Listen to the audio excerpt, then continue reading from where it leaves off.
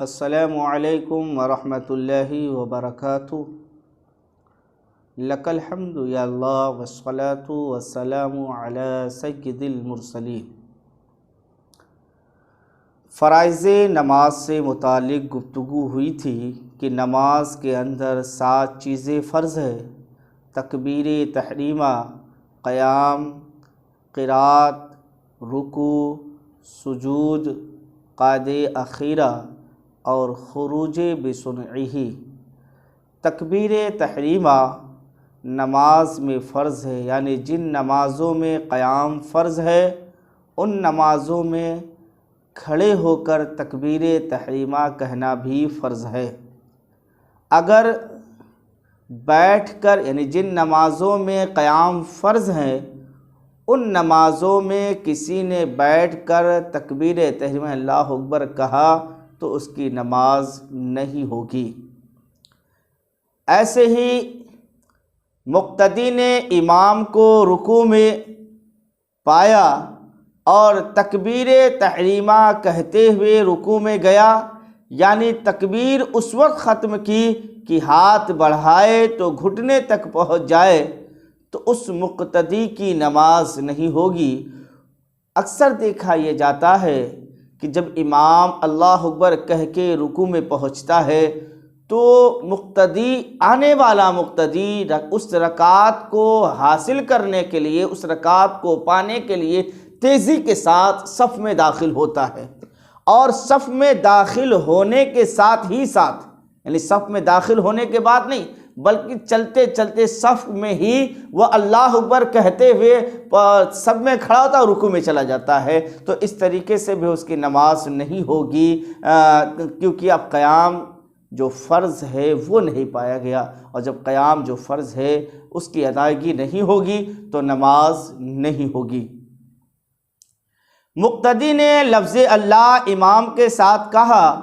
مگر اکبر کو امام سے پہلے ختم کر چکا تو اس مقتدی کی نماز نہ ہوئی۔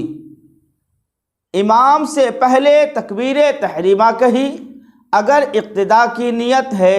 نماز میں نہ آیا، ورنہ نماز شروع ہو گئی۔ اگر امام کی نماز میں شرکت نہ ہوئی بلکہ اپنی الگ، یعنی امام سے پہلے اس نے اللہ اکبر کہہ لیا،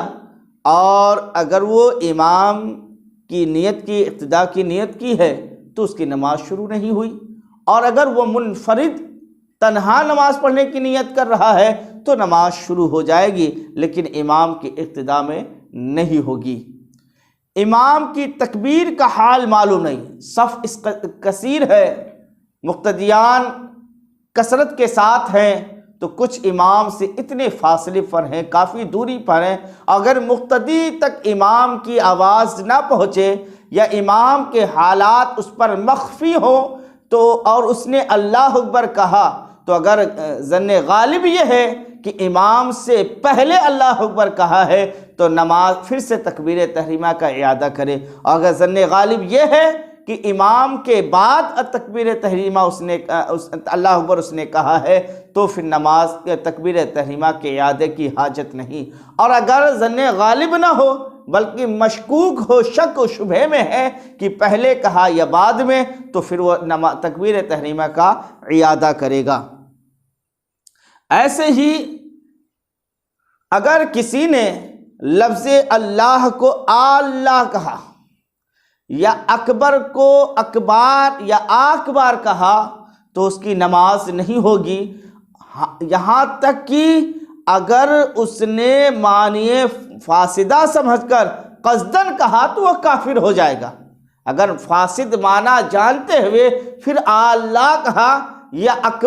اکبر کو اکبار یا اکبار کہا تو اس کی نماز تو فاسد ہوگی ہی، ساتھ ہی ساتھ اس کا ایمان بھی چلا جائے گا، وہ کافر ہو جائے گا۔ اس لیے احتیاط اسی میں ہے کہ امام کے بعد ہی اللہ اکبر کہے، صاف انداز میں اللہ اکبر کہے، امام سے پہلے نہ کہے، جلد بازی نہ کرے، کہ نماز اطمینان و سکون کے ساتھ ادا کرنا چاہیے، کہ یہ بہانہ سازی کل قیامت کے دن نہیں چلے گی کہ مجھے ان چیزوں کا علم نہ تھا۔ میرے آقا کریم صلی اللہ علیہ وسلم نے ارشاد فرمایا، طلب العلم فریضۃ علی کل مسلم و مسلمہ، علم کا طلب کرنا ہر مسلمان مرد اور عورت پر فرض ہے، اور ہر ایمان والوں کو نماز کے احکام کو سیکھنا ضروری ہے۔ لوگ مستحبات میں، مستحسن کام میں اس کثرت سے مشغول نظر آتے ہیں، لگتا ہے کہ مستحسن کام فرض ہو گیا ہے، جو فرض ہے اس سے دور رہتے ہیں۔ حالانکہ سرکار غوث اعظم رضی اللہ تعالی عنہ کا فرمان عالی شان ہے کہ سب سے پہلے فرض میں مشغول ہو، پھر واجب میں مشغول ہو، پھر نوافل پڑھے، پھر مستحسن عمل میں مشغول ہو۔ فرض چھوڑ کر نوافل کی پابندی کرنے والا،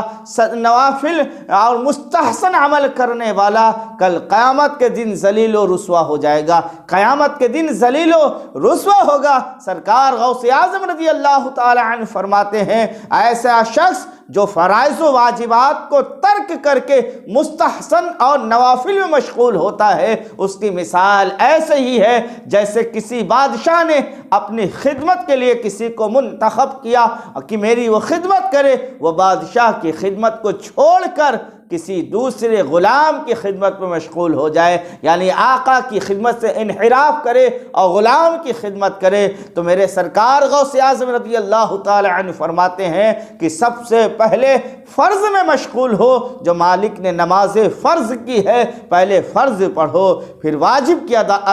ادا کرو، پھر نوافل میں مشغول ہو، پھر مستحسن عمل میں مشغول ہو۔ اللہ تبارک و تعالی ہم سب کو عمل خیر کی توفیق عطا فرمائے۔ استغفر اللہ ربی من کل ذنب و اتوب الیہ۔ السلام علیکم ورحمۃ اللہ وبرکاتہ۔